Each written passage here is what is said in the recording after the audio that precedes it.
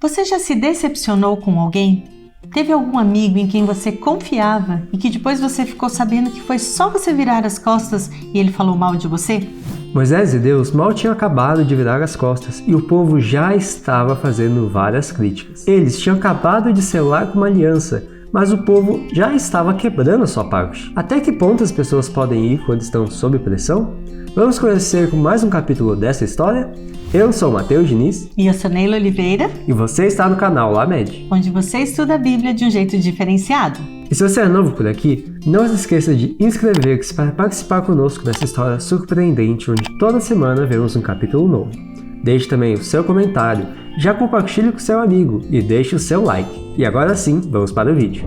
No último episódio dessa história, nós vimos que as coisas estavam às mil maravilhas entre Deus, o povo de Israel e Moisés. Os israelitas tinham acabado de passar por uma experiência maravilhosa em que Deus demonstrou todo o seu poder e toda a sua soberania no Monte Sinai. E o melhor, Deus havia prometido abençoá-los e torná-los uma nação privilegiada. Eles seriam seus representantes para as outras nações. Só que havia uma condição. Eles também deveriam fazer a parte deles, o que envolvia obediência ao mandamento e lealdade ao relacionamento. Deus estava propondo uma aliança com eles, como se fosse um casamento mesmo. E para isso dar certo, eles tinham que abandonar aquelas velhas práticas que eles aprenderam no Egito, que estava atrapalhando a fidelidade deles. O relacionamento tinha que ser exclusivo. Os israelitas entenderam a santidade de Deus e perceberam que eles precisavam realmente de um mediador e escolheram Moisés para ser esse mediador entre eles e Deus. Na verdade, Moisés já vinha desempenhando esse papel, mas pelos últimos acontecimentos,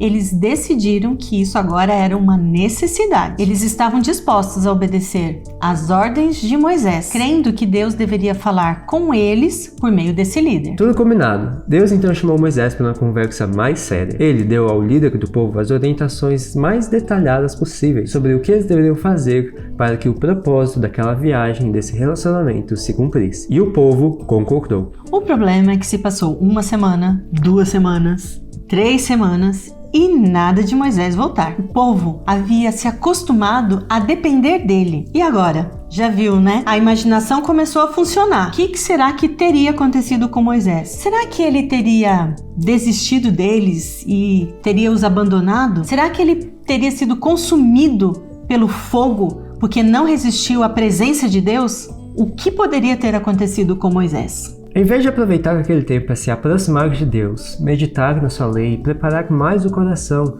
para se aprofundar no relacionamento com o Senhor, eles deixaram que a dúvida abalasse o coração e a fé deles. Veja só o que está escrito aqui no livro Os Escolhidos. Logo, se tornaram descuidados, indiferentes e sem consideração para com as leis. Isso aconteceu especialmente com a mistura de gente, aqueles que saíram do Egito com eles. Estavam impacientes para retomar logo o caminho para a terra que manava leite e mel. Essa boa terra foi prometida a eles sob a condição de obediência, mas se esqueceram desse compromisso.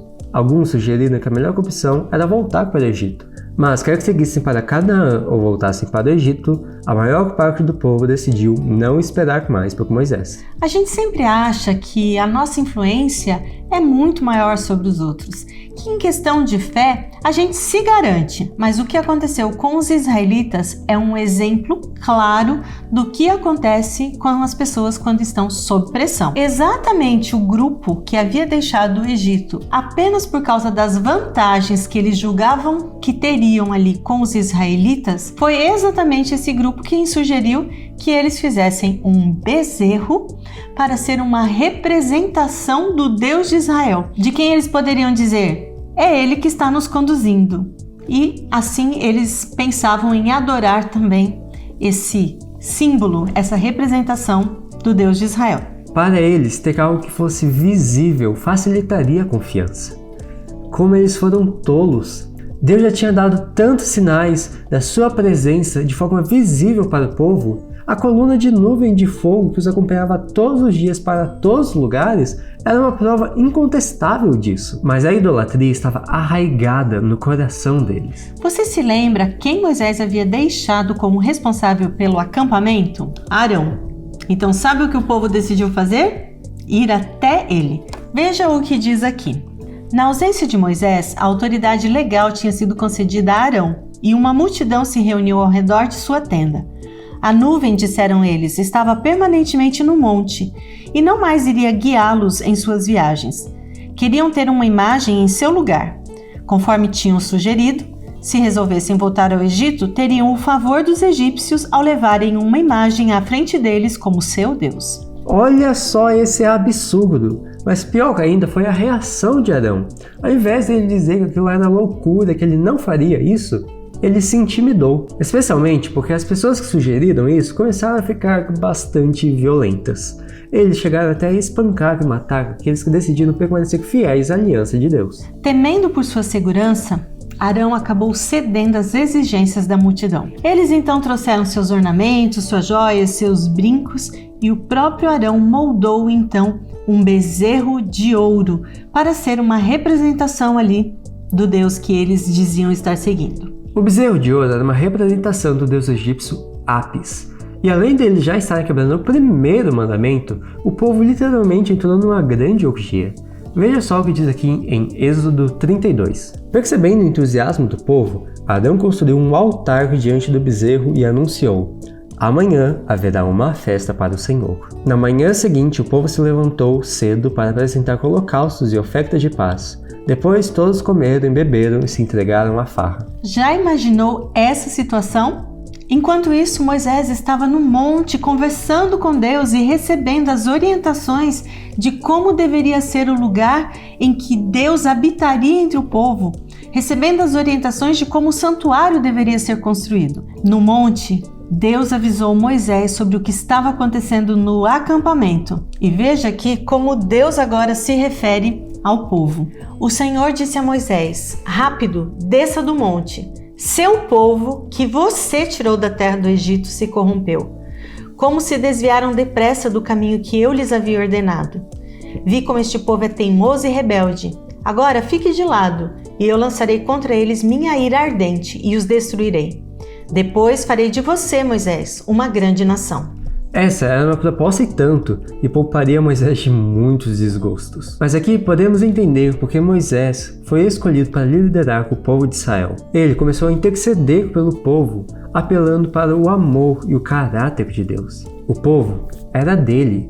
E o que as outras nações, as nações vizinhas, iriam pensar quando soubessem que Deus destruiu o próprio povo? Deus ouviu as súplicas e atendeu a oração de Moisés pelo povo. O caráter de Moisés também estava sendo provado e ele se mostrou digno. Quando Moisés e Josué, que fielmente estavam esperando por Moisés em um ponto ali determinado do monte, quando eles desceram e viram o que estava acontecendo no acampamento, a cena era de chorar.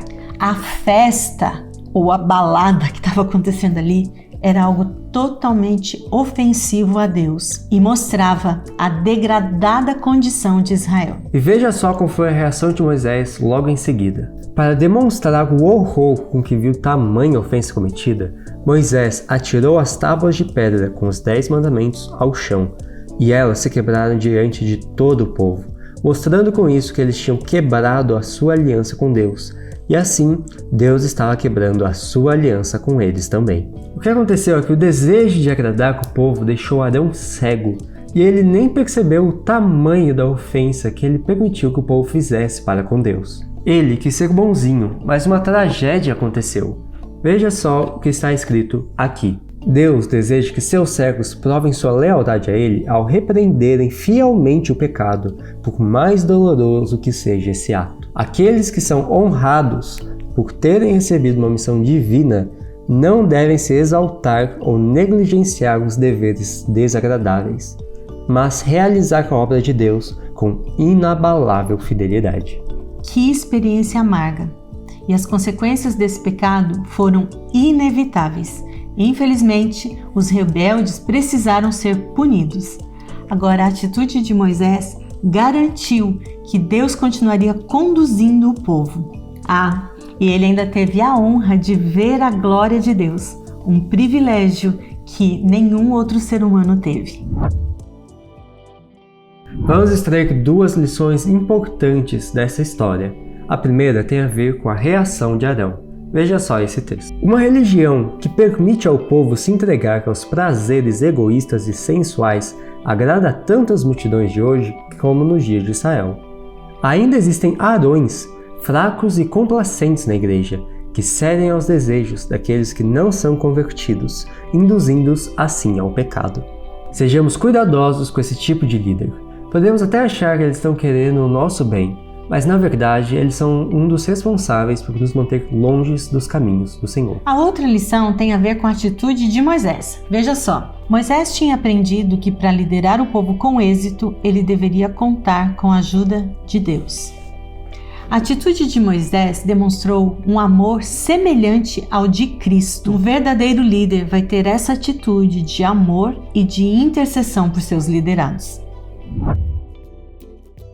E nós chegamos ao momento dos abraços. Sem mais demora, vamos começar. O primeiro abraço vai para a base Infinity, da Igreja Central da cidade de Campo Limpo Paulista, São Paulo. Base Adole Central, da Igreja Central de Curitiba, Paraná. Para a base Orion, do Distrito Panorama da cidade de Feira de Santana, Bahia. Base Geração Eleita, da Igreja Bela Vista, da cidade de Rurópolis, Pará. Para a base Cuba City, da Igreja Central da cidade de Cubatão, São Paulo. Base Esquadrão em Ação, do distrito de Abaeté, em Salvador, Bahia. E para a base Dínamos, da cidade de Posto da Mata, Bahia. E também para os adolescentes da Igreja do Rio Branco, da cidade de Cariacica, Espírito Santo. E é isso aí, se você ainda não faz parte aqui no canal, não se esqueça de inscrever-se para participar conosco e ver os outros capítulos dessa história. Não se esqueça também de responder aquela pergunta que a gente fez no meio do vídeo. Deixe o seu comentário, curta, compartilhe com seus amigos. E eu vejo você semana que vem. Tchau!